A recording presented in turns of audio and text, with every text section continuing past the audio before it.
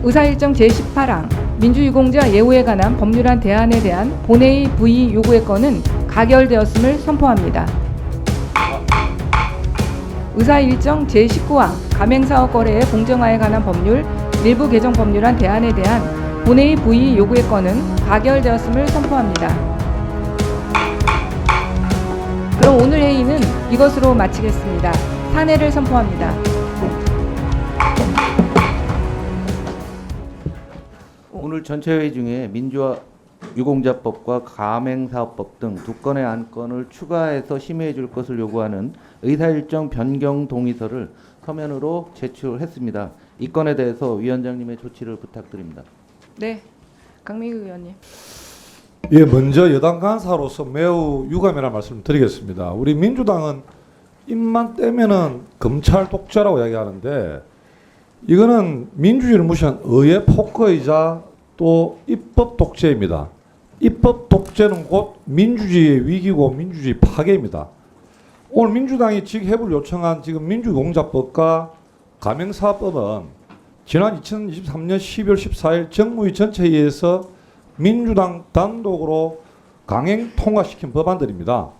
이 절차 면에서도 잘못됐고 내용 면에서도 잘못된 겁니다. 예를 들어서 민주유공자법 같은 경우는 대표적인 공안 사건인 반국가단체 판결을 받은 난민전 사건, 그리고 경찰관 7명의 목숨을 앗아간 동의대 사건, 그리고 정교조 해체 반대 운동 등 관련자들까지 민주유공자가 될 수 있다는 거죠.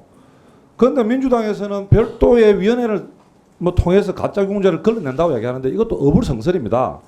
민주유공자 심사 기준에 대한 법적 근거도 없고 또 유공자 공적과 명단도 사실 깜깜인 상태에서 정부가 어떻게 걸러낼 수 있단 말입니까?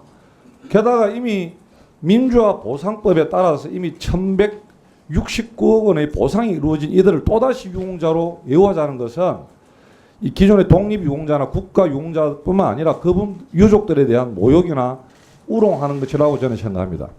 가맹사법 개정안도 마찬가지입니다.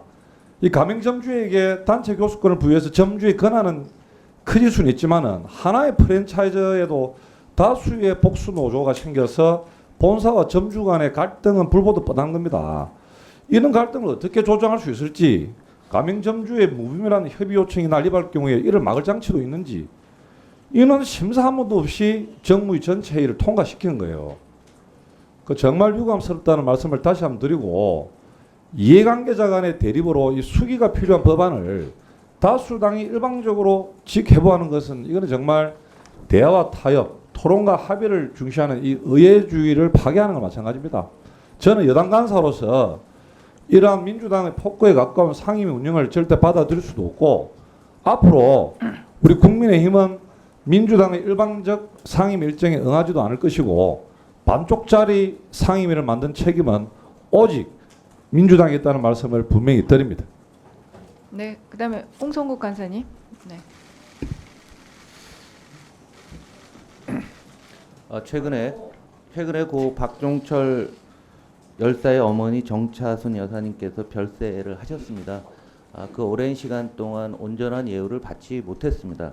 민주유공자법은 사실 20여 년간 계속 논의가 되었던 사항인데요. 이런 논란을 제거하기 위해서 지원 범위를 대폭 조정을 했고요.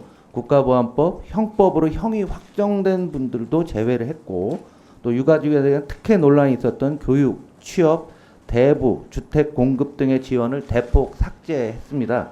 고령이 된 유공자와 유가족의 의료 양로 지원 정도만 유지를 하는 것이기 때문에 이 부분은 밀린 우리 시대의 숙제를 오늘 해결하는 거다라고 저희는 생각하고 있습니다.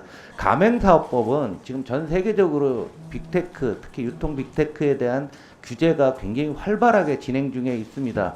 하루가 다르게 유통 빅테크들이 점유율을 높여가면서 거의 독점화되고 있습니다. 이런 과정 속에서 우리의 소상공인과 중소기업들이 매우 어려운 상황입니다.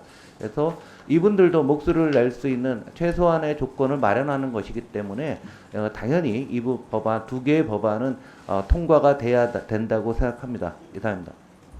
네.